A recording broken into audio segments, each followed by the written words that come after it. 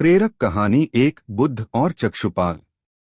एक बार भगवान बुद्ध जेतवन विहार में रह रहे थे। भिक्षु चक्षुपाल भगवान से मिलने के लिए आए थे। उनके आगमन के साथ उनकी दिनचर्या, व्यवहार और गुणों की चर्चा भी हुई। भिक्षु चक्षुपाल अंधे थे। एक दिन विहार के कुछ भिक्षुओं ने कुछ मरे हुए कीड़ों को चक्षुपाल की कुटी के बाहर पाया और उन्होंने चक्षुपाल की निंदा करनी शुरू कर दी कि उन्होंने इन जीवित प्राणियों की हत्या की। भगवान बुद्ध ने निंदा कर रहे उन भिक्षुओं को बुलाया और पूछा कि क्या तुमने भिक्षु को कीड़े मारते हुए देखा है? उन्होंने उत्तर दिया, नहीं। इस पर भगवान बुद्ध ने उन साधकों से कहा कि जैसे तुमने उन्हें कीड़ों को मारते हुए नहीं देखा, वैसे ही चक्षुपाल ने भी उन्हें मरते हुए नहीं देखा और उन्होंने कीड़ों को जानबूझकर नहीं मारा है, इसलिए उनकी भर्त्सना करना उचित नहीं है। भिक्षुओं ने इसके बाद पूछा कि चक्षुपाल अंधे क्यों हैं? उन्होंने इस जन्म में अथवा पिछले जन्म में क्या पाप किए?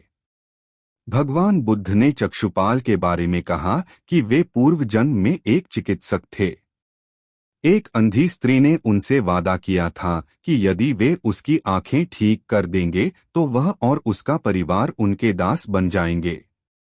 स्त्री की आंखें ठीक हो गईं, पर उसने दासी बनने के भय से यह मानने से इनकार कर दिया। चिकित्सक को तो पता था कि उस स्त्री की आंखें ठीक हो गई हैं। वह झूठ बोल रही है। उसे सबक सिखाने के लिए या बदला लेने के लिए चक्षुपाल ने दूसरी दवा दी। उस दवा से महिला फिर अंधी हो गई।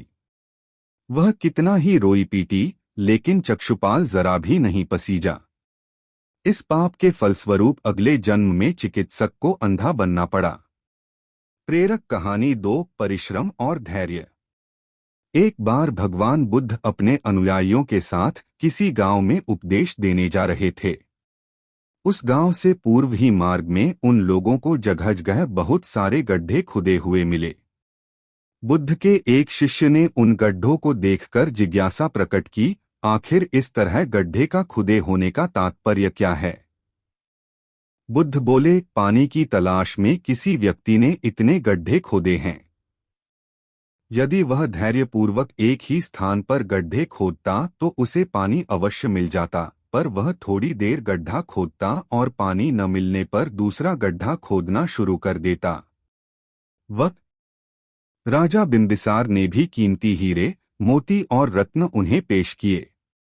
बुद्धदेव ने सबको एक हाथ से सहर्ष स्वीकार किया। इसके बाद मंत्रियों, सेठों, साहूकारों ने अपने अपने उपहार उन्हें अर्पित किए और बुद्धदेव ने उन सबको एक हाथ से स्वीकार कर लिया। इतने में एक बुढ़िया लाठी टेकते वहां आई।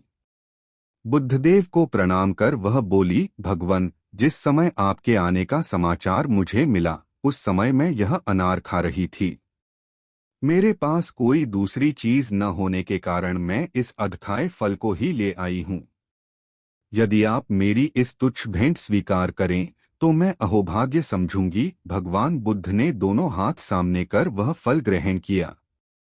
राजा बिंबिसार ने जब यह देखा तो उन्होंने बुद्धदेव से कहा, भगवन क्षमा करें, एक प्रश्न पूछना चाहता हूँ। हम सबने आपको कीमती और बड़े बड़े उपहार दिए जिन्हें आपने एक हाथ से ग्रहण किया, लेकिन इस बुढ़िया द्वारा दिए गए छोटे एवं जूठे फल को आपने दोनों हाथों से ग्रहण किया, ऐसा क्यों? यह सुन बुद्धदेव मुस्कराए और बोले, राजन, आप सबने अवश्य बहुमूल्य उपहार दिए हैं, किंतु यह सब आपकी संपत्ति का 10वां हिस्सा भी नहीं है। आपने यह दान दीनों और गरीबों की भलाई के लिए नहीं किया है, इसलिए आपका यह दान सात्विक दान की श्रेणी में नहीं आ सकता। इसके विपरीत इस बुढ़िया ने अपने मुंह का कौर ही मुझे दे डाला है। भले ही यह बुढ़िया निर्धन है, लेकिन इसे संपत्ति की कोई लालसा नहीं है। यही कारण है कि इसका दान मैंने खुले हृदय से दोनों हाथों से स्वीकार किया है।